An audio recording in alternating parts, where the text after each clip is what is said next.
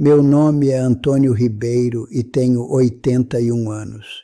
Meus cabelos estão completamente brancos, minhas mãos tremem um pouco quando seguro a xícara de café pela manhã e meus olhos já viram coisas demais nessa vida. Hoje, quando olho no espelho, vejo um homem que sobreviveu, não apenas à passagem do tempo, mas a erros que quase destruíram tudo o que eu amava. Estou sentado aqui na varanda da minha casa em Belo Horizonte, observando o movimento da rua, e sinto que preciso contar minha história, não por vaidade, não para me gabar, mas porque aprendi lições tarde demais e não quero que outros cometam os mesmos erros que cometi durante décadas. Vou voltar no tempo. Vou te levar comigo até os meus 35 anos, quando tudo começou a desmoronar, porque ninguém nasce sabendo lidar com dinheiro, e eu com certeza não nasci. Era 1979. Eu trabalhava como gerente de vendas numa fábrica de tecidos. Ganhava bem para a época. Minha esposa, Helena, cuidava da casa e dos nossos 3 filhos. Marcelo, de 12 anos, Luciana, de 9, e o pequenininho Ricardo, que tinha apenas 5. Nós tínhamos uma vida simples, mas digna. Morávamos num bairro classe média, tínhamos comida na mesa e as crianças estudavam numa escola pública que era boa, mas eu queria mais, sempre quis mais. Foi quando apareceu a oportunidade de comprar um terreno. Um conhecido meu, o Geraldo, me procurou dizendo que tinha um negócio imperdível, um terreno grande, numa região que estava começando a se desenvolver. Ele disse que era questão de tempo até aquela área virar bairro nobre, que se eu comprasse agora, em poucos anos estaria rico. Meus olhos brilharam. Pensei em tudo que poderíamos fazer com aquele dinheiro no futuro. Pensei na casa nova que eu poderia construir para Helena. Pensei em dar uma vida melhor para os meus filhos. O problema é que eu não tinha o dinheiro todo, tinha só metade, e o Geraldo me pressionou. Disse que tinha outros interessados, que se eu não decidisse rápido, perderia a chance. Então fiz algo que mudou o rumo da minha vida. Peguei dinheiro emprestado com um agiota. Sim, um agiota. Naquela época, banco não emprestava fácil para gente comum, e eu estava desesperado para não perder aquela oportunidade. Assinei o contrato, comprei o terreno e me senti o homem mais esperto do mundo. Nos primeiros meses, tudo parecia perfeito. Eu olhava para aquele pedaço de terra e imaginava o futuro brilhante que nos esperava. Mas os juros do agiota começaram a apertar. Todo mês, uma parte considerável do meu salário ia embora para pagar aquela dívida, e o terreno continuava lá, vazio, sem nenhuma valorização aparente. Helena começou a questionar. Ela perguntava por que a gente estava apertando tanto se eu ganhava bem. Eu mentia, dizia que era só uma fase, que logo tudo ia melhorar. Mas as coisas só pioraram. Para compensar o aperto do mês, comecei a fazer besteira atrás de besteira. Comprava fiado no mercado, pegava vale na fábrica, empurrava contas para frente. Tudo era provisório, tudo era para resolver no próximo mês. Só que o próximo mês nunca resolvia nada. Foi aí que aconteceu algo que me marcou para sempre. O Ricardo, meu filho caçula, ficou doente. Uma febre alta que não passava.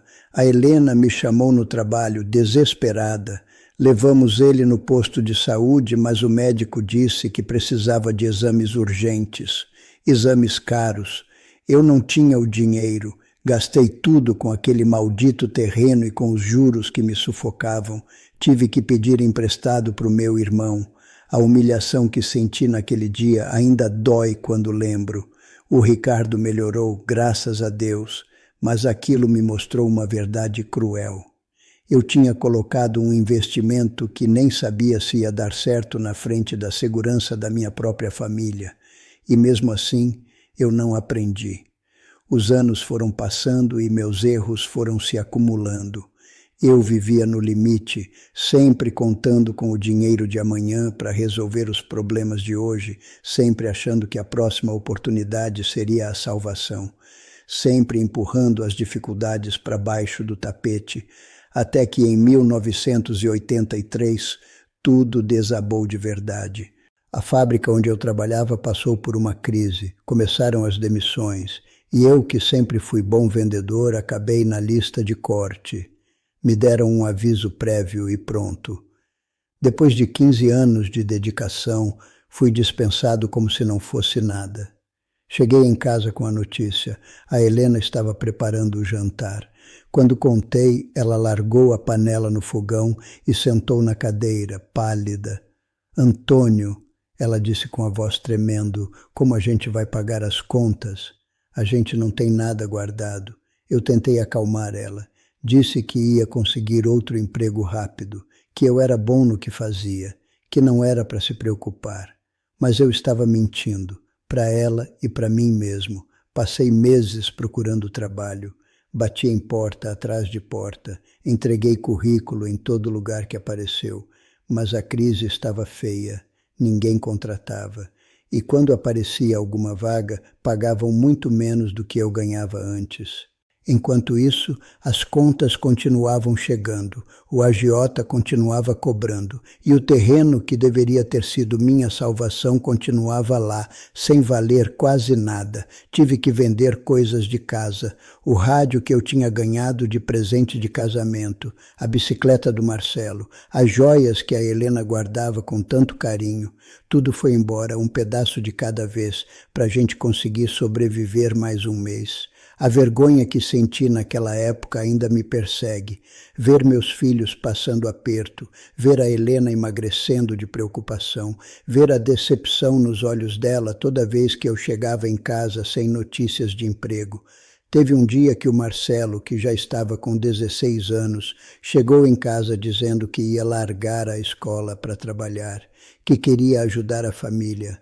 Meu coração se partiu. Eu tinha falhado tanto que meu filho achava que precisava abandonar os estudos para consertar meus erros. Disse não. Proibi ele de sair da escola, mas por dentro eu estava destruído. Foi nessa época que conheci o seu Joaquim. Ele era um senhor de uns 70 anos, vizinho da minha mãe.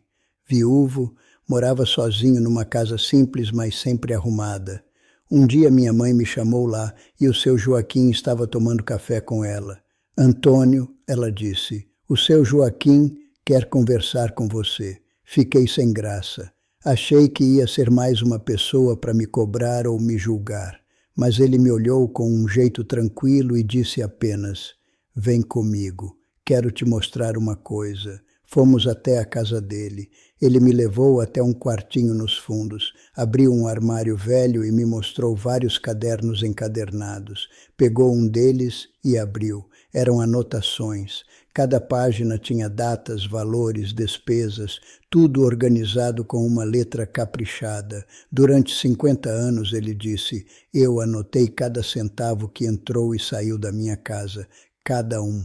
Olhei para ele sem entender.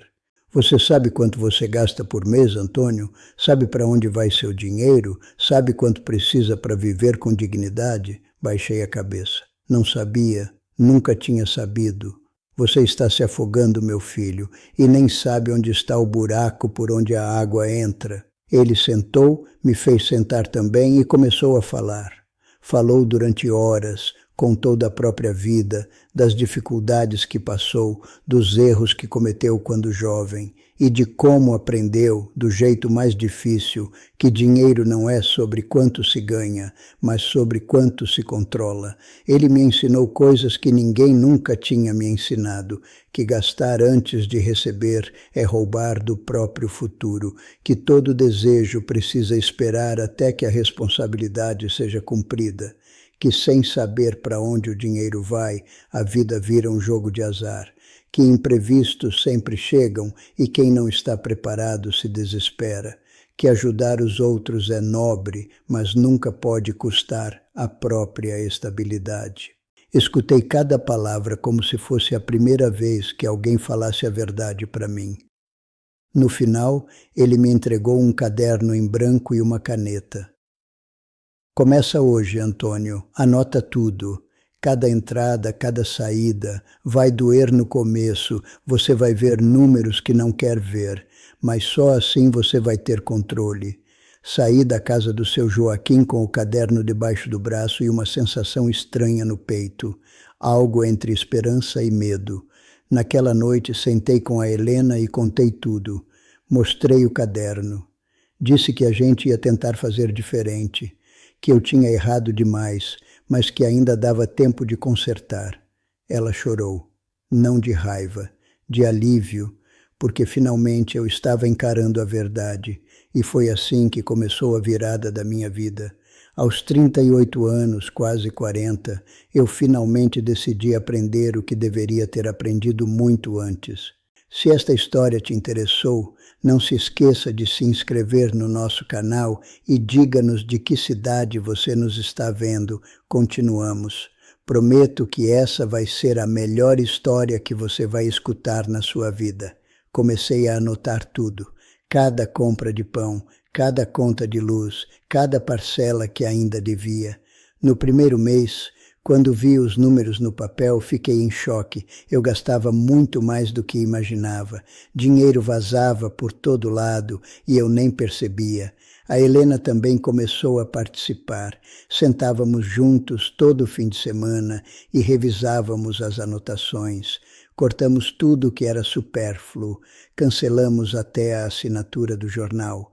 Paramos de comprar refrigerante. Ela costurava as roupas velhas dos meninos ao invés de comprar novas. Foi doloroso. Teve dia que eu olhava para a vitrine de uma padaria e sentia vontade de comprar um pedaço de bolo. Mas lembrava do caderno, lembrava dos números, lembrava do compromisso que tinha feito comigo mesmo e com minha família. 3 meses depois consegui um emprego. Não era o que eu queria, pagava menos da metade do que eu ganhava antes, mas era honesto e dava para começar a reconstruir. Com o salário novo, a primeira coisa que fiz foi sentar com a Helena e montar um plano. Pegamos todas as dívidas e colocamos em ordem de prioridade. O agiota em primeiro lugar, porque os juros eram abusivos, depois as contas atrasadas, depois o resto. Negociamos, pedi desconto, expliquei a situação. Teve gente que teve pena, teve gente que riu da minha cara, mas aos poucos fomos quitando. O terreno eu vendi, vendi por menos do que paguei. Foi um prejuízo enorme, mas livrar da dívida do agiota valia mais do que qualquer lucro futuro. No dia que paguei a última parcela para ele, senti como se tivessem tirado um peso de 50 quilos das minhas costas. Durante os anos seguintes mantive a disciplina. Todo centavo tinha destino. Comecei a guardar uma parte do salário todo mês. No começo era pouco, quase nada, mas com o tempo aquilo foi crescendo. Teve uma noite, uns 2 anos depois, que o Marcelo chegou em casa com o boletim. Ele tinha tirado notas excelentes. A Helena fez um bolo simples para comemorar. Estávamos sentados na mesa, os 5, comendo aquele bolo e conversando. E eu percebi uma coisa. Nós estávamos felizes. Felizes de verdade. Não porque tínhamos muito, mas porque tínhamos o suficiente. E tínhamos paz. Aprendi que conforto sem disciplina é armadilha. Aprendi que prazer imediato cobra um preço alto depois. Aprendi que cada real guardado é um pedaço de tranquilidade comprado para o futuro. Os anos foram passando. O Marcelo se formou, conseguiu um emprego bom, casou. A Luciana virou professora, igual sonhava desde pequena. O Ricardo entrou para a faculdade de engenharia. Ver meus filhos prosperando, sabendo que não precisei tirar eles da escola, foi a maior vitória da minha vida. Mas nem tudo foi fácil. Teve momentos difíceis ainda. Teve a vez que a Helena ficou doente e precisou de cirurgia, mas dessa vez eu tinha dinheiro guardado. Paguei tudo à vista. Cuidei dela sem desespero, sem precisar pedir emprestado, sem comprometer nosso futuro. Foi aí que entendi de verdade o que o seu Joaquim tinha tentado me ensinar. Reserva de emergência não é luxo, é necessidade. É a diferença entre enfrentar um problema e ser destruído por ele. Hoje, aos 81 anos, olho para trás e vejo tudo com uma clareza que só o tempo traz. Vejo o quanto eu fui tolo, vejo o quanto desperdicei, vejo o quanto fiz minha família sofrer por causa da minha falta de conhecimento e disciplina. Mas também vejo o quanto aprendi. Vejo que mudança é possível em qualquer idade. Vejo que nunca é tarde demais para começar a fazer o certo. O seu Joaquim já se foi há muitos anos, mas antes de partir, ele me disse algo que carrego até hoje. Disse que a maior riqueza não está no banco, está na consciência tranquila de quem sabe que fez o possível com o que tinha. Continuei com o hábito de anotar tudo, mesmo depois que a situação melhorou, mesmo quando não precisava mais tanto, porque aquilo virou mais do que controle financeiro. Virou uma forma de me manter conectado com a realidade, de não me perder de novo. Ensinei meus filhos, sentei com cada um deles e mostrei os cadernos. Contei meus erros sem vergonha. Expliquei cada lição que aprendi do jeito mais difícil e hoje vejo eles vivendo de forma muito mais consciente do que eu vivi na idade deles. O Marcelo tem uma reserva de emergência que daria para a família dele viver 6 meses sem trabalhar. A Luciana nunca compra nada parcelado se não tiver certeza de que pode pagar. O Ricardo investe parte do salário todo mês e já tem um patrimônio que eu nunca sonhei em ter. Ver meus filhos fazendo certo aquilo que eu fiz errado é uma das minhas maiores alegrias. Mas tem uma coisa que me machuca até hoje, é pensar nas pessoas que ajudei de forma errada. Tem um cunhado meu que me pediu dinheiro emprestado quando eu já estava me recuperando. Eu emprestei, mesmo sem ter muito. Ele nunca pagou, sumiu. E aquilo me ensinou que bondade sem sabedoria vira prejuízo, que amor sem limites pode se transformar em ferida. Aprendi que ajudar não é dar tudo o que te pedem. É dar o que não vai te quebrar, é ensinar a pessoa a pescar, não entregar o peixe e ficar sem comer você também. Helena está ao meu lado até hoje. Completamos 57 anos de casados no mês passado. Ela é mais forte do que eu, sempre foi. Nos momentos mais difíceis, quando eu queria desistir, ela me segurou, me fez levantar, me fez continuar. Sentamos juntos na varanda toda tarde. Tomamos café e olhamos o movimento da rua. Nossas mãos estão enrugadas, nossos cabelos brancos, nossos corpos cansados, mas nosso coração está em paz, porque hoje, quando olho para o extrato do banco, vejo números que me permitem viver com dignidade. Nada extravagante, mas suficiente, e isso vale mais do que qualquer riqueza. Hoje, quando vejo uma tentação, sei dizer não.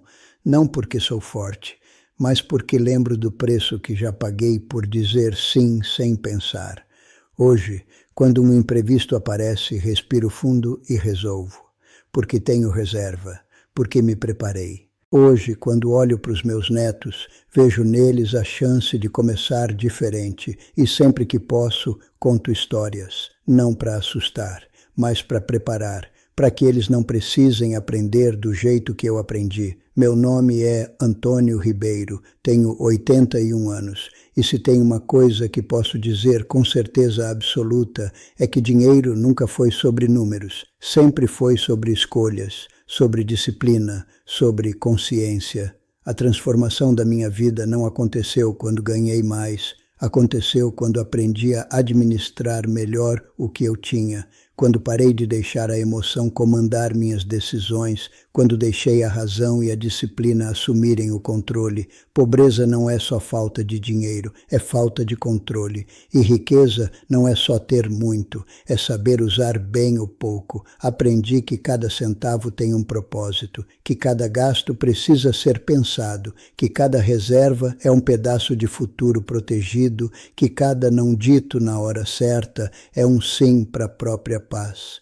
Se eu pudesse voltar no tempo e falar com aquele Antônio de 35 anos, desesperado para comprar um terreno que não valia nada, eu diria: espera, pensa, calcula, não toma decisões com emoção, não rouba do teu próprio futuro, não coloca tua família em risco por causa de uma promessa vazia. Mas não posso voltar, ninguém pode. Tudo o que posso fazer é compartilhar, é contar, é avisar, para que outros não precisem passar pelo que passei, para que outros não acordem velhos, olhando para trás, vendo décadas perdidas por falta de conhecimento. Quando o comportamento muda, o dinheiro deixa de comandar as emoções. E quando o dinheiro deixa de dominar o coração, a paz finalmente encontra espaço para morar. Essa é a verdade que aprendi. Essa é a lição que paguei caro para saber. Essa é a sabedoria que não quero levar sozinho para o túmulo. Se você está me ouvindo agora, se está passando por dificuldades, se sente que trabalha tanto, mas o dinheiro sempre escapa, escute um velho de 81 anos. Não é tarde demais. Nunca é tarde demais. Comece hoje. Anote. Organize. Decida. Pare de vazar dinheiro por hábitos que nunca questionou. Pare de empurrar problemas para frente. Pare de roubar do seu próprio futuro. A disciplina dói no começo. Parece pesada, parece que tira a liberdade, mas com o tempo ela se transforma em paz. E paz não tem preço. Meu tempo aqui está chegando ao fim. Não sei quanto ainda tenho, mas sei que posso partir tranquilo, porque fiz o que pude, porque aprendi, porque mudei, porque ensinei, e porque finalmente entendi que a maior riqueza não está no que se tem, está na tranquilidade de saber que você fez o melhor possível com o que tinha. Que Deus abençoe você e que minhas palavras não sejam esquecidas, que elas ecoem, que elas ajudem, que elas transformem.